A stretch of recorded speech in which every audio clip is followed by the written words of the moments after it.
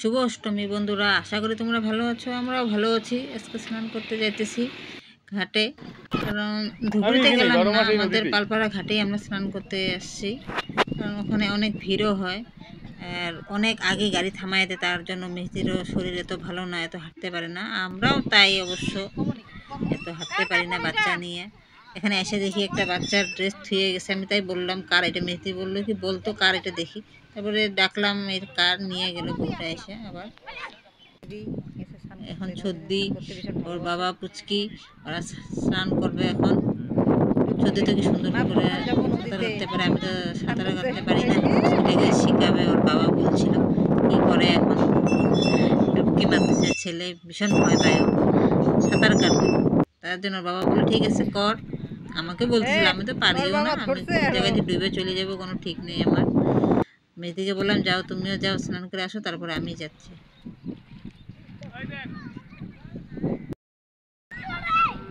স্নান করতেছে সবাই, মেয়েদি তো আসতে পারে না, শরীর খারাপ, আজকে আসছে। সবাই মিলে আসছি আমরা, আমি এখন যাবো স্নান করে। বন্ধুরা, ঘাটপাড়ে এত হাওয়া, তাই এত শব্দ শোনা যাচ্ছিল না। হাওয়া ঘের ঘের ঘের ঘের, বাপ রে বাপ, হাওয়া চলছিল, ঠান্ডাও লাগতেছিল। আমি তো ডুবকি মারতেছি খালি, সাঁতার তো পাইও না। স্নান করে আসলাম। স্নান করতে ভালোই লাগে অবশ্য, নদীতে অভ্যাস নেই আমার।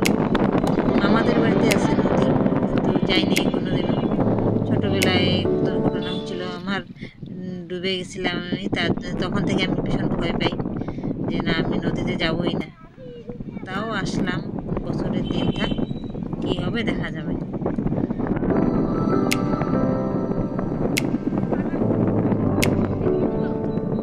হ্যাঁ হ্যাঁ, দিয়ে দাও না।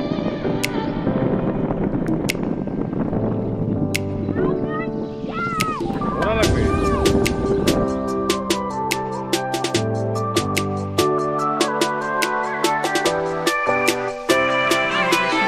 স্নান শেষ হয়ে গেছে, সত্যি একটু কাপড়গুলো খাসতে গেছিল, তার জন্য দাঁড়াচ্ছিলাম আমরা। খাঁচা হয়ে গেছে, এখন আমরা যাবো। এই যে মন্দির তোমাদেরকে দেখাইতেছি দূরের থেকে মন্দিরটা, এখন যাবো। লোক আছে ওখানে মন্দিরে, সবার স্নান হয়ে গেছে, আমাদের আসতে একটু দেরি হয়ে গেছে। চিনা জানা, তার জন্য কথা বলতেছিলাম দাঁড়ায় দাঁড়ায়।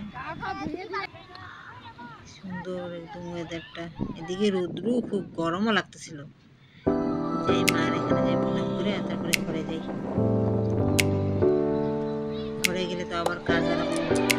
একটামে যেন আসছি, আমি সবাই মিলেই আসছি। দাদাও আসছিল, আগে চলে গেছে। দিদি আসতে পারেনি, কারণ দিদির শরীর ভালো না, আসতে পারেনি। আর পুচকিটা তো আগে যায় ঢুকলো মন্দিরে, কোনো চিন্তাই নেই ওর, আসবেই না। ঢাকের শব্দ বেশি, বাস ও তো আসবেই না।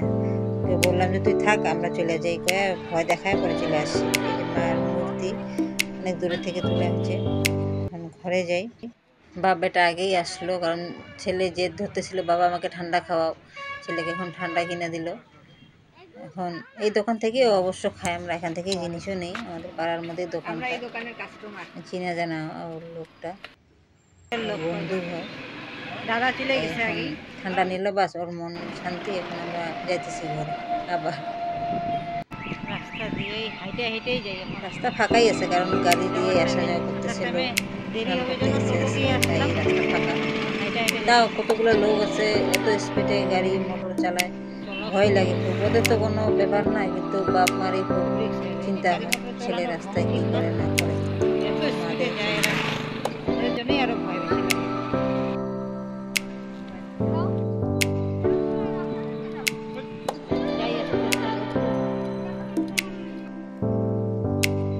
সামনে মার মন্দির, তোমাদের সাথে শেয়ার করছিলাম আমার মার মন্দিরটা।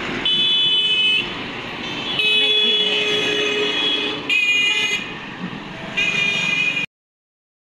পায়ে গেলাম, ঘরে আসলাম। ছেলে দৌড়, আস্তে আস্তে গরম লেগে হাইটে আসলাম, পায়ে গেলাম। আমাদের ঘর তো ভাঙা চূড়া, আমাদের ঘর তো ভাঙা, আমি তো দেখাচ্ছিলাম তোমাদেরকে। হ্যাঁ আসলাম স্নান করে। দিদি পূজা দিতেছে, সবাই ব্যস্ত। এই যে আমাদের ঘরে ঢুকলাম গলিতে, মেজদি আসুক, আসলাম।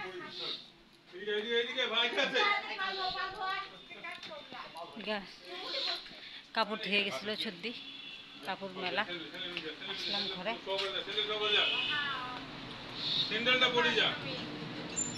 সবাইকে শুভ অষ্টমী। হ্যাঁ, শুভ অষ্টমী। আজকে আমরা সবাই অষ্টমী স্নান করে আসলাম বাড়িতে।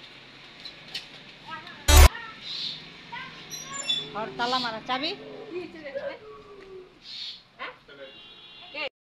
এই ঘরে ঢুকলাম, স্নান করে আসছি।